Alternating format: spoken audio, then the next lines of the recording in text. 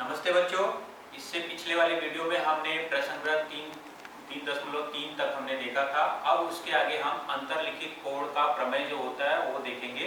अंतर्लिखित कोण का प्रमेय और उससे जो गुणधर्म है और प्रमेय है उसके बारे में जानकारी प्राप्त करेंगे।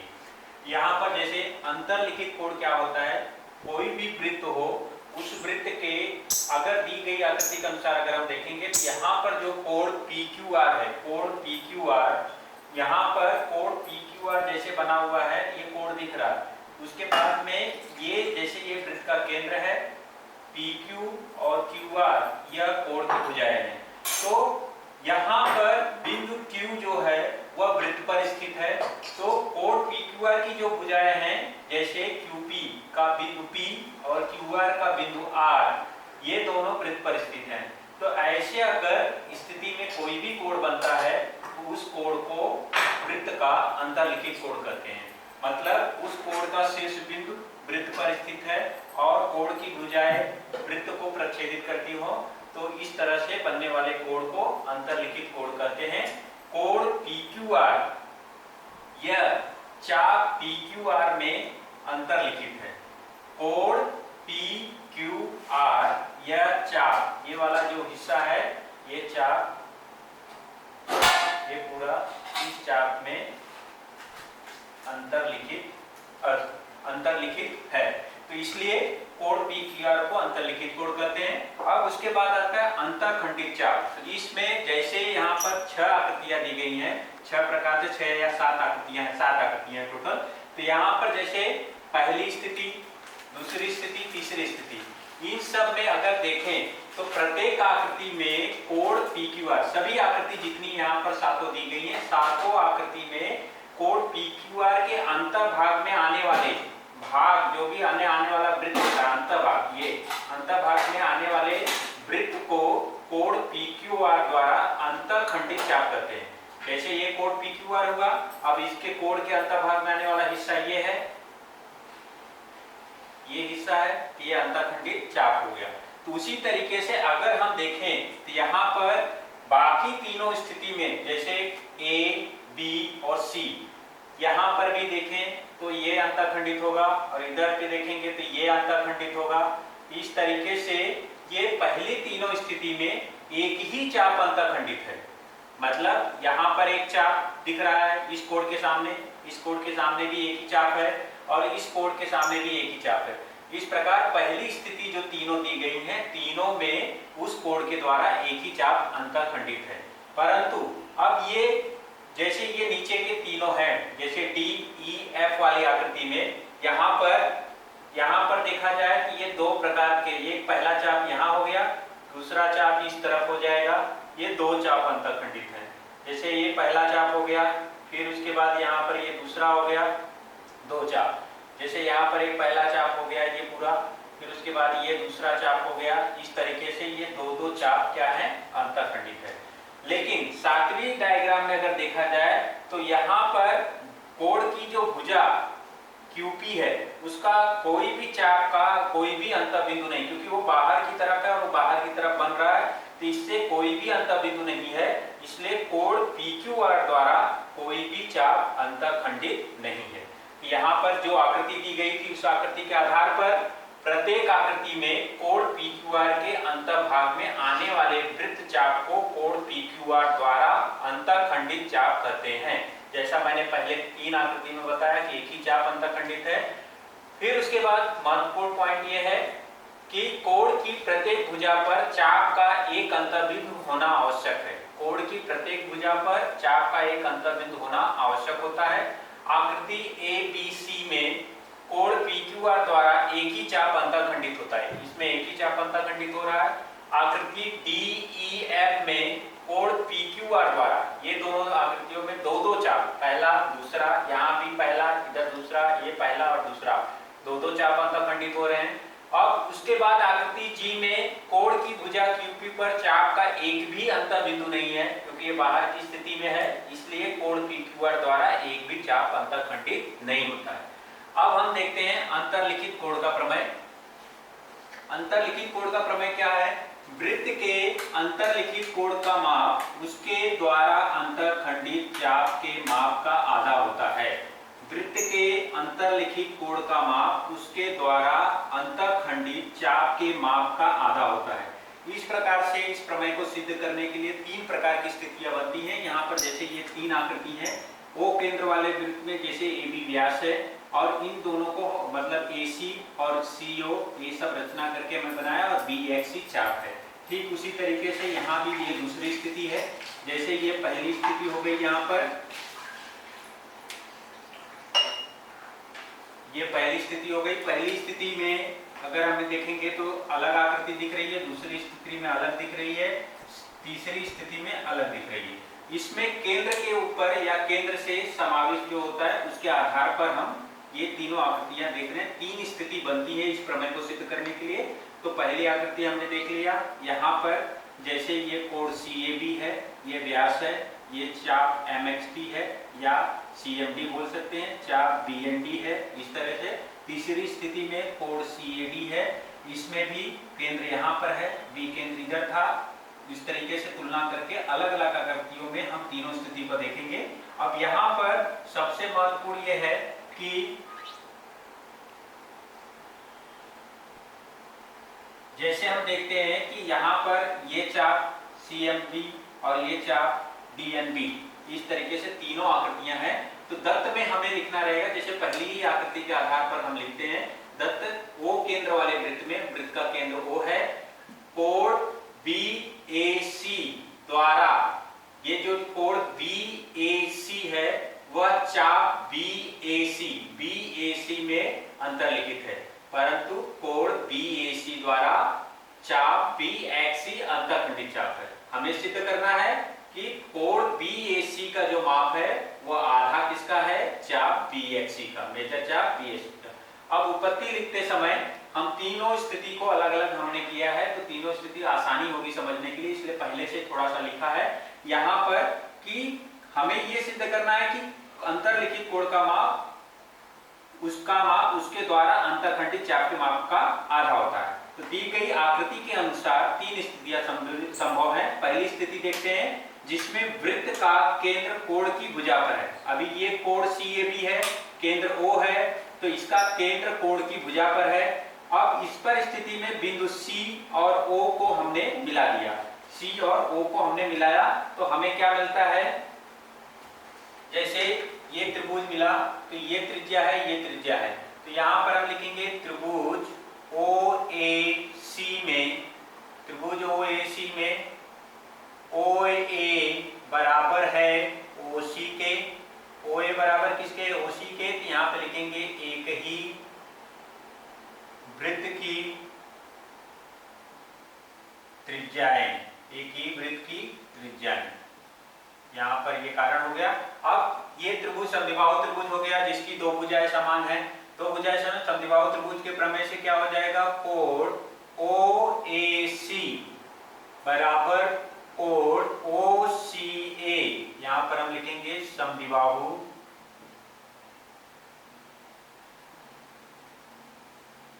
त्रिभुज के प्रमेय से। भुजाएं दो भुजाएं समान थे तो उनके सामने के कोण सर्वांशम होंगे।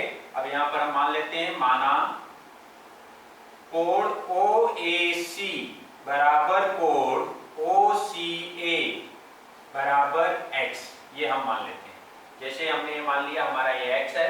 अब कोण जो COB मतलब BOC जो कोण बन रहा है या COB जो बन रहा है, BOC कोण त्रिभुज OAC का बहिष्कोण है, ये वाला कोण बहिष्कोण है, तो यहाँ पे लिखेंगे कोण, क्योंकि कोण BOC यह त्रिभुज OAC का बहिष्कोण है।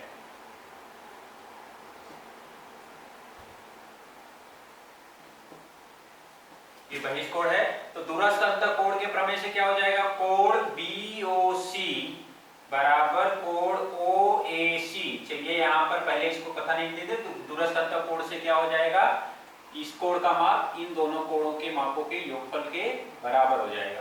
तो क्या हो जाएगा OAC प्लस कोड OCA, ये हो गया। अब यहाँ पर कोड BOC बराबर हो जाएगा x प्लस x, और इसलिए क्या हो जाएगा, कोड BOC बराबर 2x हो गया। परंतु अब यहाँ पर अगर देखते हैं तो ये मान जो आया था कहाँ से आया था, कथन 1 से, ये कथन 1 से आया।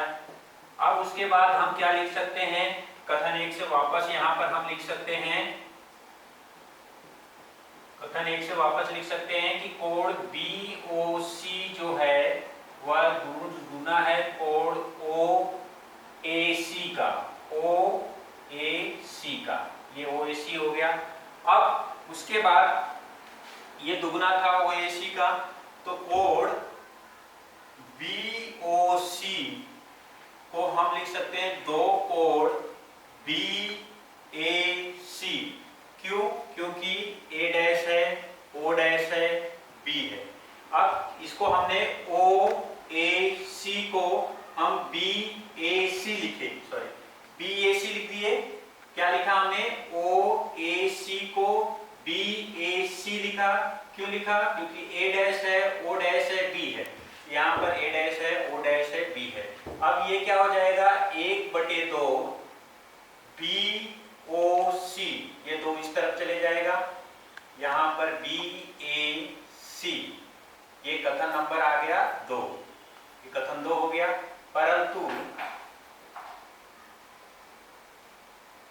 परंतु कोड, अब ये कोड जो है केंद्रीय कोड है ना BOC केंद्रीय कोड का माप संगत लघु चाप के माप के बराबर होता है, इसलिए यहाँ पर मेजर कोड BOC बराबर मेजर चाप BHC।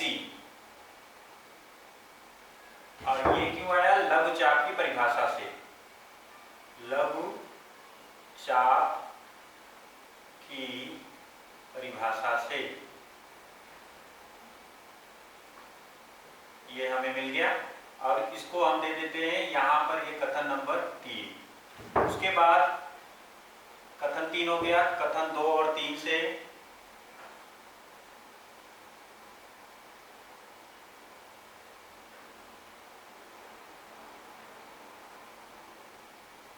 हमें क्या मिल जाएगा, कोड BAC, ये मान बदल जाएगा, या यहाँ पे लिख सकते हैं मेजर कोड, और इधर आ जाएगा मेजर चाप BHC, मेजर चाप BHC, ये हमें मिल गया। अब दूसरी स्थिति देखते हैं हम। दूसरी स्थिति में यहाँ पर देखा जाए तो दूसरे वृत्त का केंद्र कोड के अंतभाग में, जैसे ये कोड CAB है, केंद्र O है, CAB के अंतभाग में वृत्त का केंद्र है। तो माना कि ये जो व्यास है उसका एक अंतबिंदु A है, दूसरा अंतबिंदु D है। तो इस तरीके से CAD, ये CAD जो है द्वारा अंतखंडित चाप क्या है, CMD ये अंतखंडित हो गया। कोड BAD द्वारा BND चाप अंतखंडित है। तो पहली स्थिति के अनुसार, पहली स्थिति में सिद्ध किए अनुसार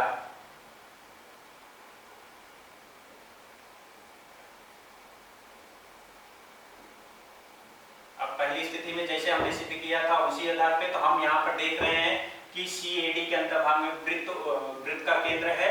जैसे वृत्त का केंद्र कोण के अंतर्भाग में स्थित है, इस स्थिति में माना कि बिंदु A से खींचा गया व्यास का दूसरा अंतबिंदु D है। CAD द्वारा अंतखंडित चाप CMD है, अभी मैंने दिखाया। DAB के द्वारा अंतखंडित चाप BND है। तो पहली स्थिति के अनुसार हम डायरेक्ट लिख सकते हैं क्या यहाँ पर कि कोण CAD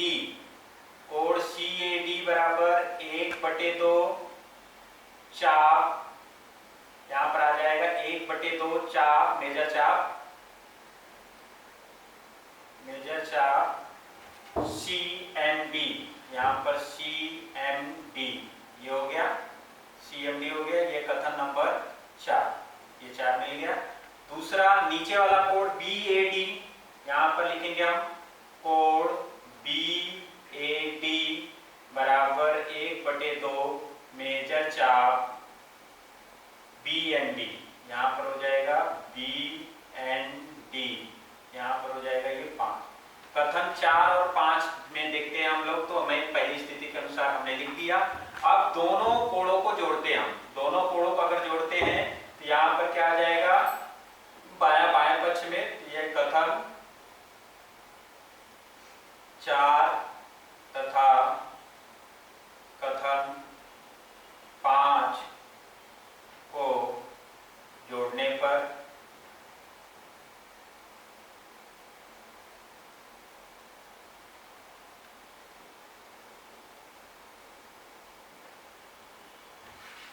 कथन 4 तथा 5 को जोड़ने पर अगर हम इसको जोड़ते हैं तो हमें क्या मिल जाता है, ये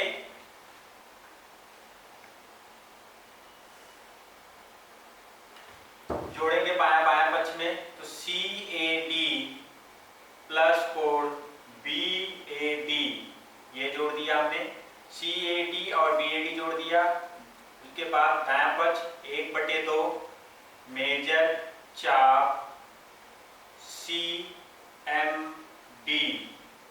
प्लस 1/2 मेजर चाप BND, ये दोनों जोड़ दिया।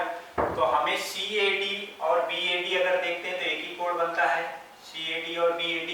CAD और BAD अगर देखते हैं तो हमें कोण बनेगा BAC, कोणों के योग गुणधर्म से, इसलिए ये क्या हो जाएगा, कोण BAC, और ये हो जाएगा 1/2 मेजर चाप CMD फिर प्लस मेजर चाप BND, ये हो गया।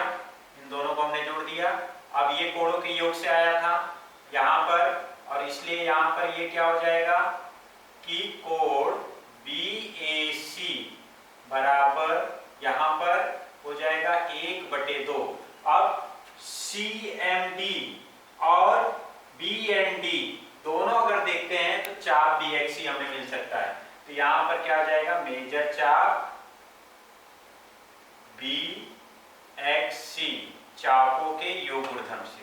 अब अगर इसको याद रखना है तो जैसे ये स्थिति क्यों आई, ये कोण क्यों मिला, इसके द्वारा, क्योंकि यहाँ पर कोणों का योग गुणधर्म लगाया हमने, कोणों का योग गुणधर्म, ये कोणों के योग गुणधर्म से आया, ये कोणों का योग हो गया। और ये स्थिति जो है इससे ये आया, तो ये क्यों आया, चापों का योग गुणधर्म,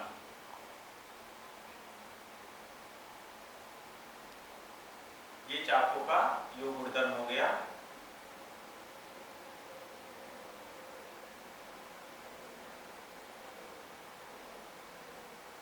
ऐसे दूसरी स्थिति में हमने सिद्ध कर दिया कि BAC आधा किसका है, मेजर चाप BXC का। इसको भी हम मेजर कोण BAC लिख सकते हैं आराम से, जैसे मेजर चाप लिखा यहाँ पर आ जाएगा मेजर कोण BAC। तीसरी स्थिति में अगर हमें देखते हैं तो तीसरी स्थिति में हमें क्या है, वृत्त का जो केंद्र है ये कोण के बाएं भाग में स्थित है, कोण के बाएं भाग में स्थित है। हमारा कोण BAC है, उसके बाएं भाग में वृत्त का केंद्र स्थित है। मतलब बिंदु A से खींचे गए व्यास का दूसरा हिस्सा अंत बिंदु D है। इसका मतलब कोण CAD या चाप CMD में अंतःखंडित, उसके द्वारा कोण CAD के द्वारा चाप CMD अंतःखंडित है, और कोण DAB के द्वारा चाप BND अंतःखंडित है, BND अंतःखंडित है। तो पहली स्थिति के अनुसार जैसे हमने सिद्ध किया था वैसे लिखेंगे। पहली स्थिति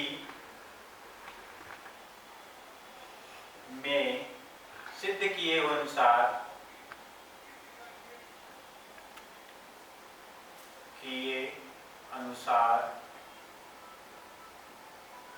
अब पहली स्थिति में हमने जैसे सिद्ध किया था वैसे ही यहाँ पर जैसे दूसरी स्थिति में लिखा वैसे तीसरी बार में हमने लिखा है। तो हम लिखेंगे यहाँ पर कि कोण CAD फिर देखते हैं वहां पर जो कोण हमारा बन रहा है CAD, ये बड़ा वाला कोण CAD, यहाँ पर क्या आ जाएगा कोण CAD बराबर 1/2 मेजर चाप CMD, यहाँ पर आ जाएगा CMD, ये कथन नंबर हो गया 6। उसके बाद दूसरा हमारा जो दिया गया है बी एंड ए, ये वाला जो अंतखंडित हो रहा है इसके सामने, तो क्या हो जाएगा कोण DAB या कोण BAD। तो यहाँ पर क्या लिखेंगे कोण DAB आधा होगा मेजर चाप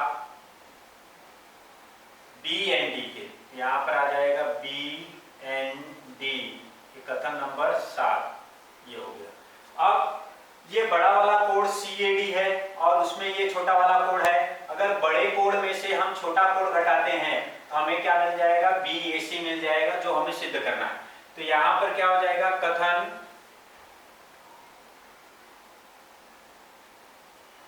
6 में से कथन 7 को घटाने पर, तो यहां पर क्या आ जाएगा कोण CAD माइनस कोण DAB बराबर, इधर क्या हो जाएगा 1/2 मेजर चाप CMD माइनस 1/2 मेजर चाप BND, ये हो जाएगा। अब इसमें अब बड़े कोण में से CAD में से अगर हम DAB निकाल देते हैं तो हमें BAC मिलेगा। तो यहाँ पर हो जाएगा कोण BAC बराबर 1/2, यहाँ पर मेजर चाप CMD माइनस मेजर चाप BND, यहाँ पर BND हो जाएगा, इसको हमने घटा दिया, ये मिल जाएगा हमें BAC बराबर 1/2 मेजर चाप, क्या हो जाएगा हमें क्या मिल गया B, यहाँ पर सीधा BXC मिल जाएगा, सिर्फ वो बचेगा BXC छोटा वाला चाप। तो यहाँ पर हमने सिद्ध कर दिया कि मेजर कोण BAC बराबर 1/2 मेजर चाप BXC, इस तरीके से हमने सिद्ध किया। अब मैं फिर से एक बार बता दे रहा हूं कि यहाँ पर जो आकृति थी, आकृति के अनुसार 3 स्थितियां उत्पन्न हुई। पहली स्थिति में वृत्त का केंद्र कोण की भुजा पर है और इस स्थिति में बिंदु C और बिंदु O को मिलाया, ये बिंदु C और O को मिलाया तो ये त्रिभुज OAC मिल गया। त्रिभुज OAC में OA बराबर OC के, तो ये समद्विबाहु त्रिभुज हो गया। समद्विबाहु त्रिभुज के प्रमेय से ये दोनों कोण बराबर हो जाएंगे। हम मान लेते हैं कोण OAC और OCA बराबर x है, ये कथन A। कोण BOC यह बहिष्कोण है, तो दूरस्थ अंतःकोण के प्रमेय से यहाँ पर आ जाएगा, दूरस्थ अंतःकोण के प्रमेय से, दूरस्थ अंतःकोण के प्रमेय से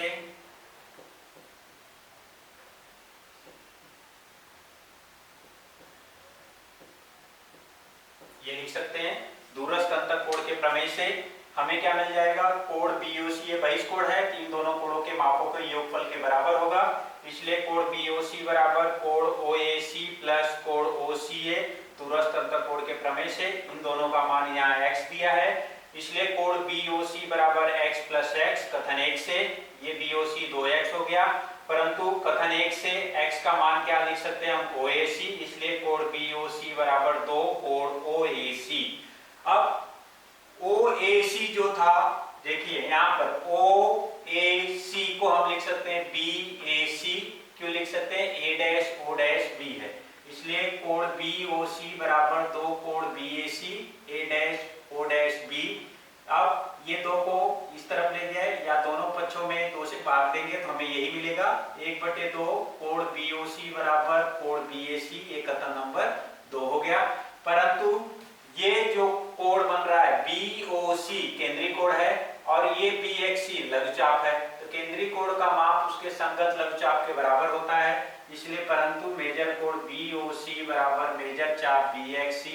कथन 2 और 3 से जहां पर BOC है उसकी जगह पर ये लिख सकते हैं मेजर कोण BAC बराबर 1/2 मेजर चाप BXC।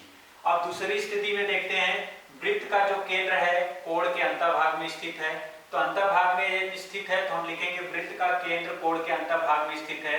इस स्थिति में माना A से खींचा गया व्यास का दूसरा अंतःबिंदु D है, A से खींचे गए व्यास का दूसरा अंतःबिंदु D है, तो कोण CAD के द्वारा चाप CMD अंतःखंडित है, कोण BAD के द्वारा चाप BND अंतःखंडित है।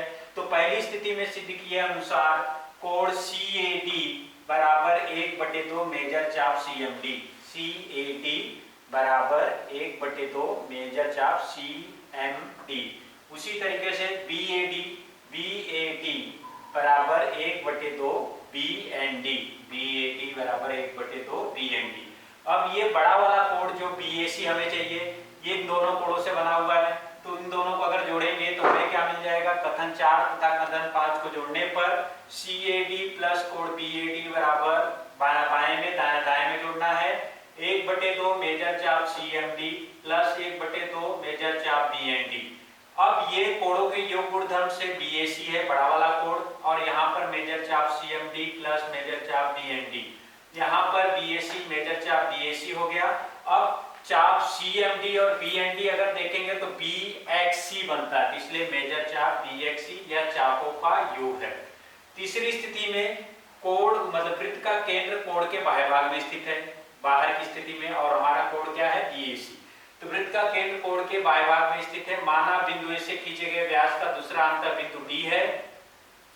कोण CAD के द्वारा अंतःखंडित चाप CMD है, कोण CAD के द्वारा अंतःखंडित चाप CMD है ये बड़ा वाला CMD, और कोण DAB के द्वारा अंतःखंडित चाप DNB या BND है।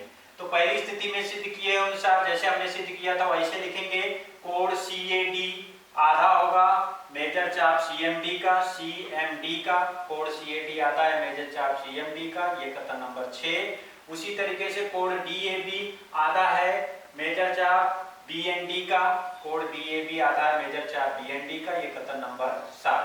अब ये बड़ा कोण है और ये छोटा है, अगर बड़े में से इस छोटे वाले को घटाएंगे तो हमें ये मिल जाएगा, इसलिए कथन 6 में से कथन 7 को घटाने पर कोण CAD माइनस कोण DAB बराबर 1/2 मेजर चाप CMD माइनस 1/2 मेजर चाप BND। तो यहाँ पर CAD में